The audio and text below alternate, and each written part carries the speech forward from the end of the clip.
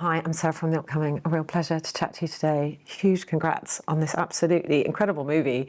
It touched me in so many different ways. I think I've experienced loss when I was younger. I'm also a mother of a 5-year-old boy.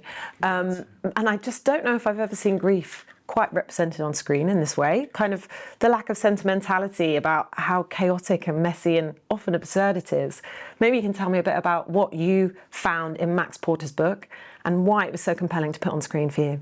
Yeah, I mean, I was gifted the book pretty much the week it came out by a friend who was just, who knew my taste and said, you'll really like this book, and I read it. And it was those things. It was that it was chaotic and messy and completely, avoided sentimentality, until the final pages when Max has you in his grip and then sucker punches you with it. And, I read it twice within a sitting and found myself in tears by the end. But variously kind of laughing, cringing, or being taken in by how visceral it was for the rest of the book. And for me, I'd experienced bereavement as a teenager. I'd lost 2 close friends in the space of a year and had never quite dealt with it. I'd done that very British, northern, push it down and don't never speak about it thing, and Max's book unlocked that, and in a way that I hadn't expected anything to. There was something so unique about his writing and so unique about the proposition in the book, and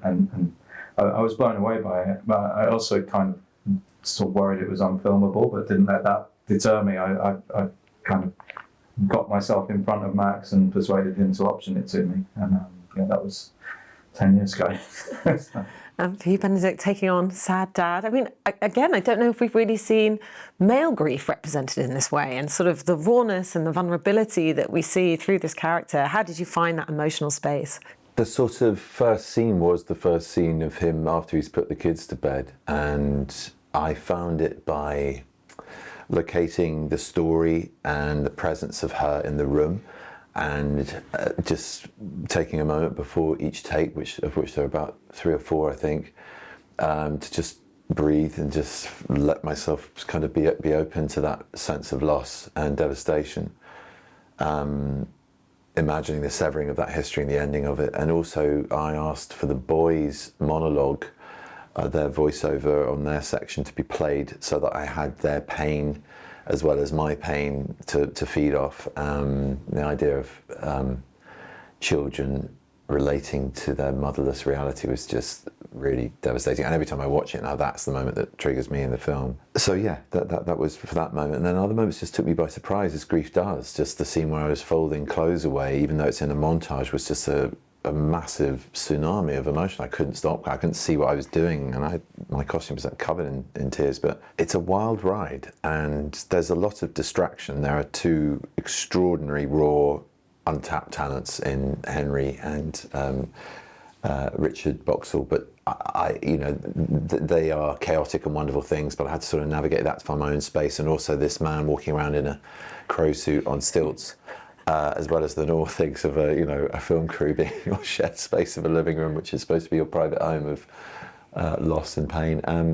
But it's my job, and you find a space and a way in. And it was a strange one, and drinking a lot of water afterwards, and just shedding it on the floor, doing it in the set or on location, and then getting in the car and becoming a different person. It was a very quick but important transition back into being a dad at home.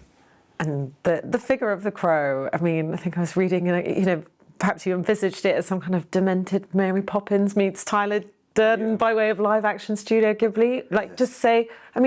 Maybe there is something amazing in that as well, like the tangibility of the way grief is manifest in the film, but maybe it helps you sort of understand it in a way that, it's normally so abstract. Yeah. I mean, it had to be physical for me, mainly because I grew up watching kind of, creature features and stuff, and I love physical creatures, but I think it also, from a sort of psychological point of view, it was important that there was this figure in the house with them. And you're right. He was everything from a Mary Poppins figure to Tyler Durden and Don Logan from Sexy Beast. It was Crow as this formidable, unknowable, changeable character that just has to be there and able to jump out at any point. And I also wanted him to be unique in the way that he was created, because this is a single character that's brought together from the skills and craft of so many different people. You know, the people from the world of fine art. Nicola Hicks, the sculptor, came in and designed the original maquette for Crow, which then had to be translated into a wearable costume by Creatures Inc. for the physical actor Eric Lampard to wear, who was then voiced by David Thewlis. So he's this amalgam of all of these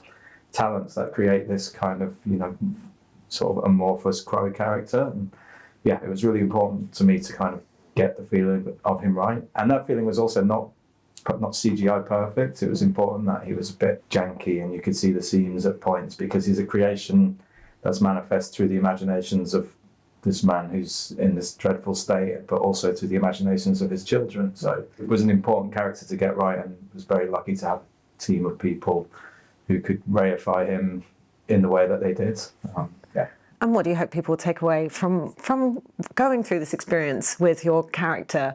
I mean, I guess it is hard to watch at times, but it can also be cathartic, and perhaps there is a sense of hope, you know, by the end. So it's not something that is totally bleak. We can also laugh with him, and can also feel optimism for the future, that sort of love, beautiful things can come out of loss. Completely that. And also the idea that it's permissible to be at a loss, in loss, to be feeling rudderless and chaotic and scared, you know, and those are emotions that men don't like to open up to or feel vulnerable to. But when we are, we're in danger of sidelining that into poor behaviour, or being co-opted into movements, or being given some other purpose which is toxic. And I think it's really important in this cultural space and moment in time to reiterate that it's all right to be vulnerable and weak and to fail and flail. You don't have to be this strong guard that fixes everything and thinks they're right. You know, grief will knock that out of you in seconds, and it's at your peril if you don't allow that. And yes, there is joy. There's joy in the release of it, and the realization of turning to hope, which is obviously the children and their future and their amazing resilience and adaptability. And some of those heartbreaking moments is when they offer their love unasked for a man who's literally on his knees in the middle of a forest, having shouted at them for disappearing because he's scared. He's scared that he's going to lose them as well as his wife. And it's heartbreaking, but it's also reaffirming. Really reaffirming. And it's what life is. We all have to deal with this. It's part of life, is death and grieving and understanding what that is. And I think Western cultures have done so much to sort of sweep it away, to distract with the next bauble or glinty thing about, you know, what you want to live, about life, the everlasting life, you know, beyond all the wellness and all the meditation games and all the guides. The greatest wisdom that comes in this horrible kind of capitalist packaging we do of wisdom now is acceptance. And this is a huge core part of being alive, is to accept death, to accept loss, to understand that it is inevitable. I think it comes back to the title of the book, Grief is the Thing with Feathers, which is an allusion to Emily Dickinson's Love is the thing. Hope is the thing, sorry. Love, yeah, and hope. I think if you sort of look, no matter how dark or black it gets, there's the kernel of hope in grief. You know, that you can't have one without the other. So I think that's what I take from it. 100%. Thank you so much for sharing one with me. Huge congrats on the movie. Felt like it was a therapy watching it. Well, thank you for your response to it. That's like amazing. Thank you. Lovely to meet you. Thank you.